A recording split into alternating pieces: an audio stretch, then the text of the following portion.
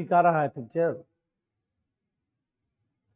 नमस्कार दोस्तों, हम लोग आज साउथ अमेरिका के इस सीरीज में गल्फ बे स्ट्रेट चैनल्स इसको देख रहे हैं।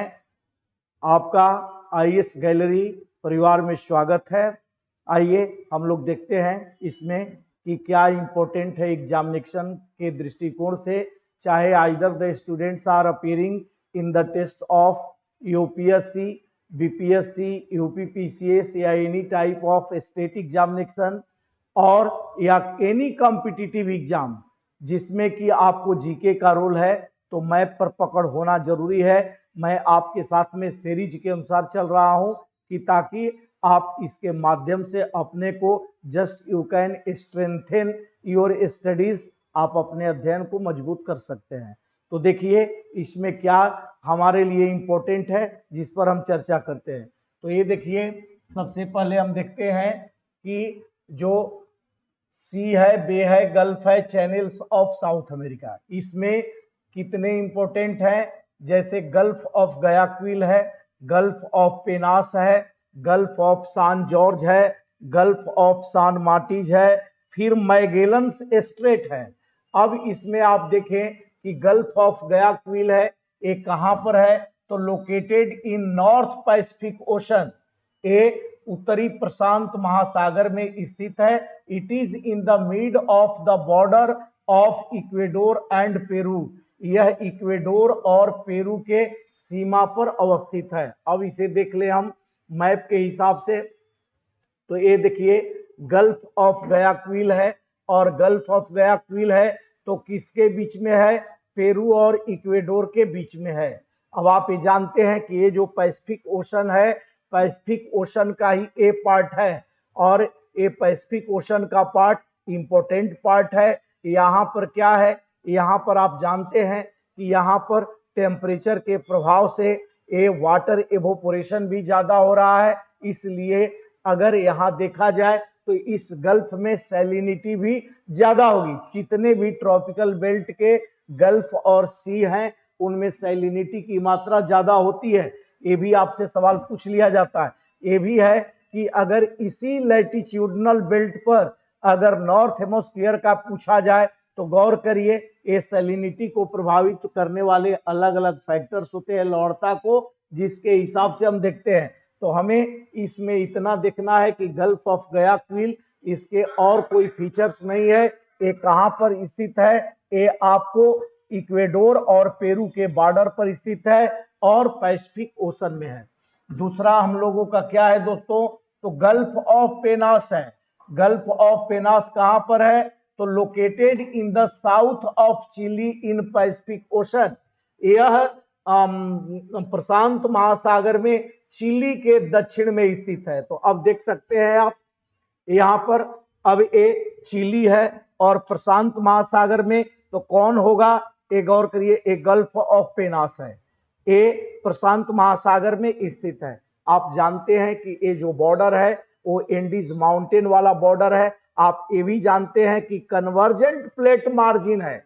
यहां पर अगर हम देखें तो प्लेट मार्जिन कौन है, जब हमारा क्लास डिस्क्रिप्शन से आप प्लेट टेक्टोनिक का लेंगे तो उसमें पता चल जाएगा कि कन्वर्जेंट प्लेट मार्जिन्स क्या होता है।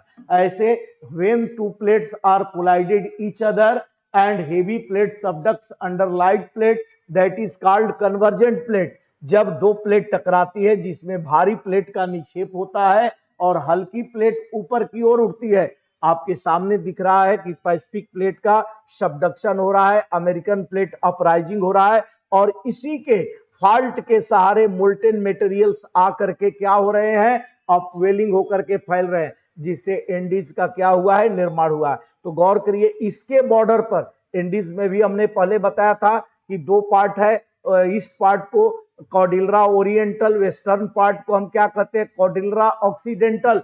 आपसे पूछा भी जा सकता है कि ये जो गल्फ है यह कॉर्डिलरा के ओरिएंटल पार्ट में है कि ऑक्सीडेंटल।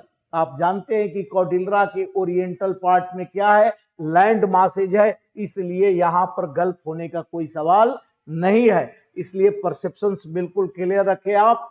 यहां पर तीसरा हम लोग क्या देखते हैं तीसरा दोस्तों देखते हैं हम लोग गल्फ ऑफ सान जॉर्ज। गल्फ ऑफ सान जॉर्ज है located in the east of Argentina in Atlantic ocean. यह अर्जेंटीना के पूर्व में अटलांटिक महासागर में है। ऑफ गल्फ ऑफ सान जॉर्ज, ये देखिए ये यहीं पर गल्फ ऑफ सान मार्टिज है और गल्फ ऑफ सान जॉर्ज है। गौर करिए, ये गल्फ ऑफ सान जॉर्ज और गल्फ ऑफ सान मार्टिज है जो वाल्देज पेनिनसुला के क्या है, नॉर्थ में है। और इसका बहुत उस तरह से इंपॉर्टेंट नहीं है, लेकिन ये जाने कि ये अटलांटिक ओशन के वेस्टर्न पार्ट में है। ये अगर अटलांटिक ओशन का हम डिवीजन करें तो अटलांटिक का ये पार्ट वेस्ट कहलाता है, लेकिन अगर हम साउथ अमेरिका का ये भाग देखें तो ये कंटिनेंटल जो मार्जिन वाला पार्ट है यह ईस्टर्न पार्ट है। इसलिए यहां पर जो भी प्रभाव होगा अटलांटिक ओशन में, जो टर्बुलेंस होगा उसका प्रभाव कहां पर देखा जाएगा, इन गल्फ में देखा जाएगा। गौर करिए, अगर हम पैसिफिक ओशन का देखें तो पैसिफिक ओशन में जो हमने देखा था गल्फ ऑफ गयाक्विल और गल्फ ऑफ पेनास, अगर पैसिफिक ओशन में जो टर्बुलेंस होगा तो अगर हम इस टर्बुलेंस को देखें पैसिफिक ओशन में तो यहां पर हम क्या देखते हैं, गौर करिए, यहां पर हम देखते हैं कि अगर एक गल्फ ऑफ पेनास है तो गल्फ ऑफ पेनास में किसका प्रभाव पड़ेगा, वेस्टर्ली विंड का प्रभाव पड़ेगा। गौर करिए, वेस्टर्ली विंड के प्रभाव से यहां पर स्थिति क्या होगी, वाटर बॉडी में टर्बुलेंस की स्थिति क्रिएट हो सकती है। गौर करिए, यहां पर हम देखें तो यहां पर तो आपको वेस्टर्ली का, साउथ वेस्टर्ली का, दक्षिणी पछुआ का तो प्रभाव नहीं होगा, लेकिन गौर करिए यहां पर प्रभाव क्या होगा, जो ईस्टर्ली चलने वाली है जिसे ट्रेड विंड कहते हैं, इस गल्फ के नॉर्थ में इसका प्रभाव होगा। अब एक प्रभाव पड़ता है जो फाकलैंड आइलैंड से, जो फाकलैंड आइलैंड है, फाकलैंड आइलैंड के सहारे एक करंट चलती है, जो एक करंट क्या होती है, 40 डिग्री लैटिट्यूड के पास में किससे मिल जाती है, वार्म ब्राजीलियन करंट से जो इक्वेटर से आती है। तो गौर करिए यहां पर इन गल्फ में फॉग फॉर्मेशन होता है। हालांकि फिशिंग कल्टीवेशन की स्थिति उत्पन्न होती है, लेकिन फिर भी फिशिंग नहीं होता है, कारण कि यहां पर डीप ट्रेंचेज हैं, डीप ट्रेंचेज हैं जहां पर कि कंटिनेंटल सेल्फ, महाद्वीपीय सेल्फ और मग्न तट की स्थिति कम पाई जाती है, इसलिए फिशिंग कल्टीवेशन का होना बड़ा मुश्किल है। फिर भी यहां पर थोड़ा बहुत जो है little amount that takes place, थोड़े मात्रा में यहां पर होता है और करते हैं, कारण कि वर्ल्ड में जहां जहां पर वार्म और कोल्ड करंट्स मिलती है वहां पर फिशिंग कल्टीवेशन की स्थिति बनती है। आप देख लीजिए, जैसे अगर नॉर्थ अमेरिका को देखें तो वहां पर भी आपको नॉर्थ अमेरिका के ईस्टर्न साइड में जहां पर गल्फ स्ट्रीम और लेब्राडोर मिल रही है, जापान के हम लोग अगर देखें तो जापान के भी ईस्टर्न साइड में जहां पर क्यूरोशियो और कुरिल मिल रही है वहां पर भी फिशिंग कल्टीवेशन हो रहा है। तो इस तरह से यहां पर भी बन रहा है, लेकिन डीप ट्रेंचेज के कारण यहां पर बैंक का निर्माण नहीं हो रहा है। फिशिंग बैंक के निर्माण न होने से यहां पर फिशिंग कल्टीवेशन एक प्रमुख पार्ट के रूप में नहीं उभरा है। अब इसके बाद में हम क्या देखते हैं दोस्तों, तो मैगेलन्स स्ट्रेट, बहुत ही मैगेलन्स स्ट्रेट इंपॉर्टेंट है।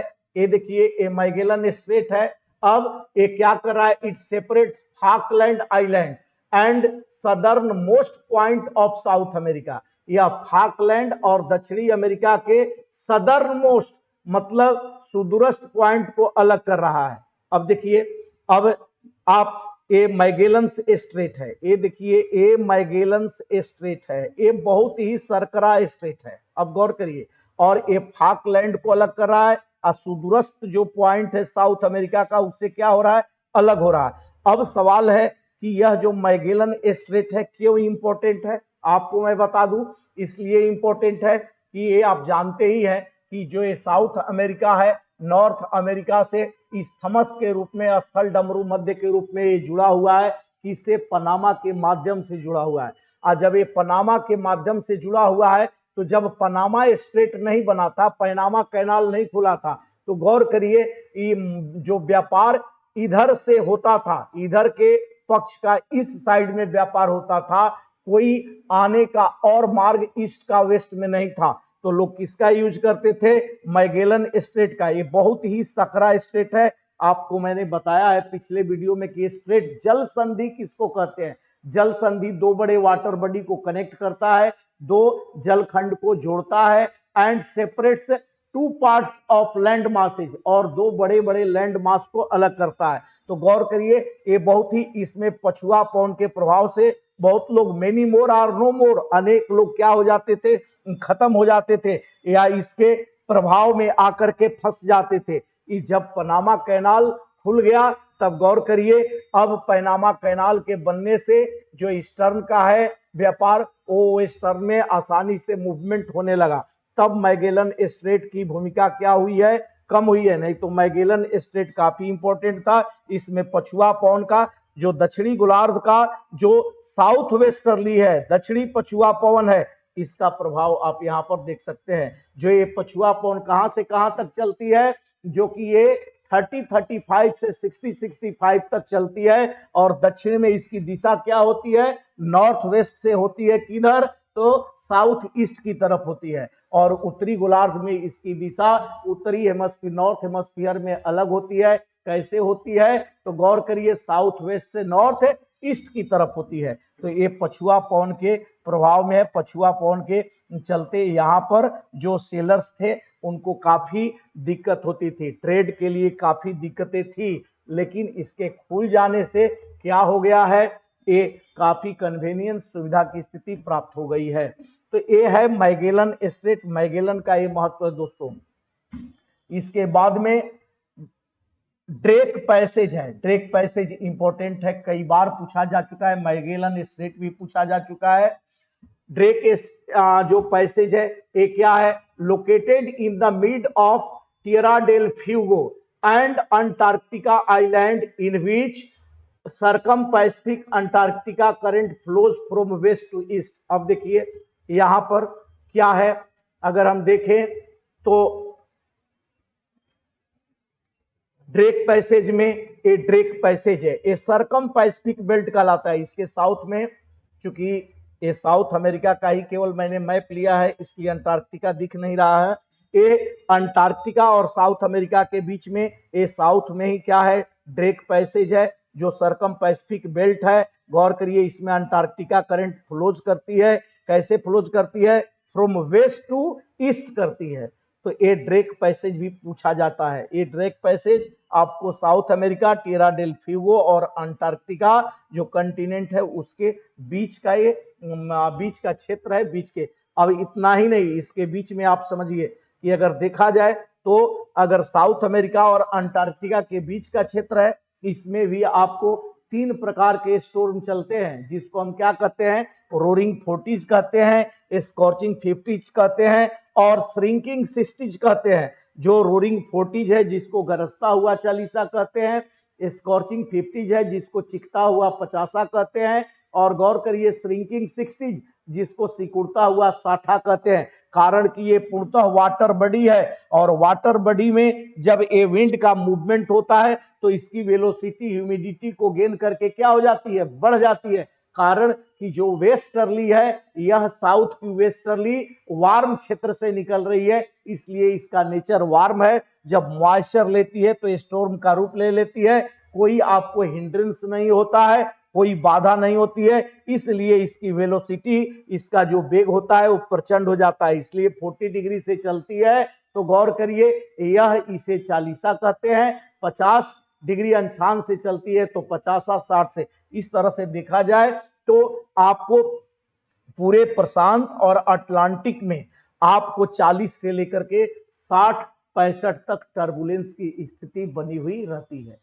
तो गौर करिए दोस्तों, आज तो हम लोग इस साउथ अमेरिका के गल्फ बे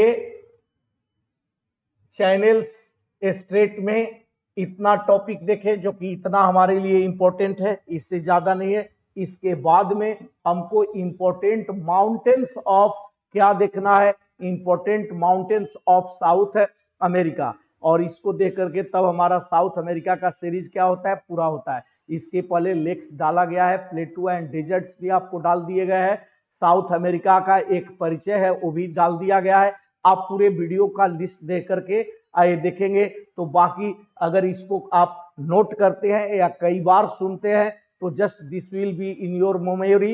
ये मैप के साथ देखते हैं तो ये कभी भूल नहीं सकता है। ऐसे भी आप मैप में मैंने साउथ अमेरिका के विषय में सारा चीज बता दिया है, ग्रासलैंड्स के भी विषय में चर्चा कर दिया है। अगर हम ग्रासलैंड्स को भी देखें तो साउथ अमेरिका के ग्रासलैंड्स में हम क्या देखते हैं, थोड़ा सा इस पर भी हम देख लेते हैं, चर्चा कर लेते हैं। जैसे मान लीजिए कि grasses of south America, grasses of south America अगर देखना है हमें तो गौर करिए, ग्रासेज ऑफ साउथ अमेरिका में हम क्या देखेंगे, पहला देख लेंगे लैनोज जो है, गौर करिए किस बेल्ट का है तो सवाना बेल्ट का है।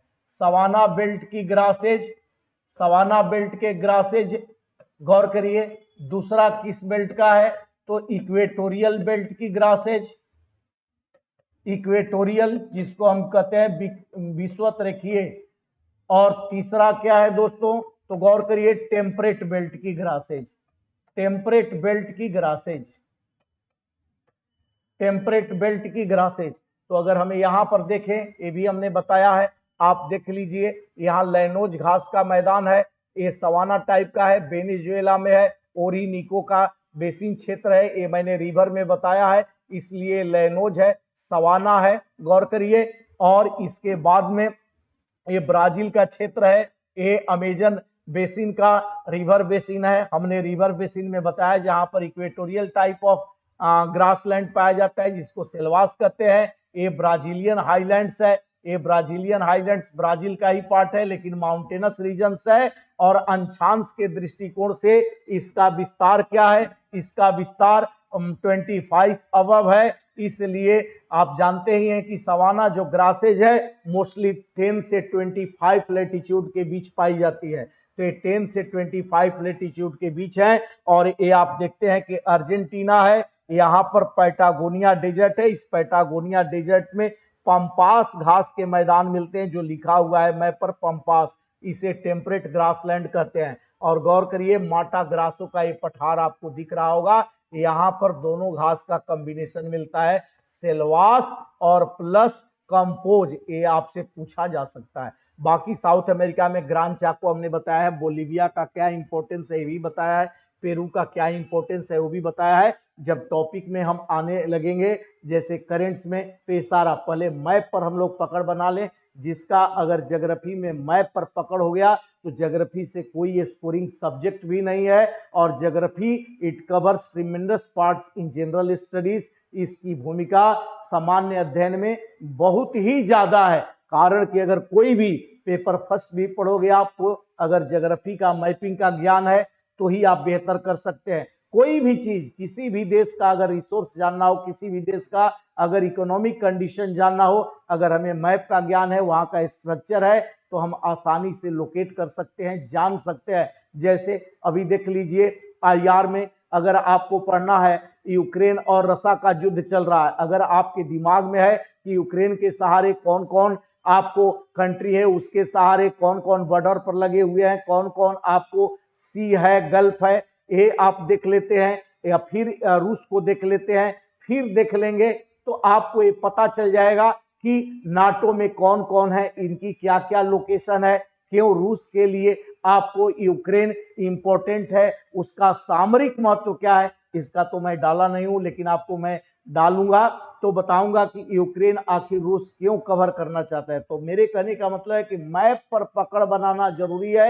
ऐसे भी आप घर में 10 मिनट जरूर मैप देखें, उसमें ये स्पष्ट होगा कि किस कौन सा देश कोस्टल रीजन्स पर है, और गौर करिए किसका पॉलिटिकल बाउंड्री किससे मिल रही है, किसका नेचुरल बाउंड्री में कौन रिवर और कौन लेक्स है, ये भी आपको स्पष्ट होगा। तो इसलिए वहां के features, mountain, plateau, plain, river देखेंगे तो सारा चीज क्या होगा कि आप वहां के इकोनॉमिक स्ट्रक्चर को समझ सकते हैं, सोशल पॉलिटिकल सारा चीज समझ सकते हैं। कारण कि अधिकतर इकोनॉमिक फैक्टर्स आपको डेवलप्ड और अंडर डेवलप्ड फीचर्स को दर्शाने लगता है। तो इसलिए दोस्तों आज हम लोग इस सीरीज में जो गल्फ बे की स्थिति देखे, थोड़ा डिस्क्रिप्शन में आपको ग्रासेज भी हमने बताया अब इसके बाद में हमारा important mountains of south America एक करके तब साउथ अमेरिका के सीरीज को हम लोग बंद करेंगे और तब हम लोग सीरीज किसका लेंगे, अफ्रीका का लेंगे, यूरोप का लेंगे, एशिया का लेंगे, ऑस्ट्रेलिया का लेंगे, अंटार्कटिका का। ऐसे तब फिर हम ज्योग्राफी ऑफ इंडिया के मैपिंग पर आएंगे। फिर इंपोर्टेंस ऑफ जो वर्ल्ड का है, इंपोर्टेंस जैसे मेजर पोर्ट्स क्या होता है, गौर करिए। अब वर्ल्ड्स में ओवरव्यू करेंगे तो ओवरव्यू में इंपॉर्टेंट माउंटेन्स कौन कौन है, उनके क्या क्या स्वरूप है, प्लेटू है, लेक्स, ये सब भी ओवरऑल इंपॉर्टेंस के रूप में देखेंगे। तो उससे और एक एक्सरसाइज करने का बेहतर आपको मौका मिलेगा। तो नमस्कार, धन्यवाद। फिर हम लोग दूसरे वीडियो में मिलते हैं।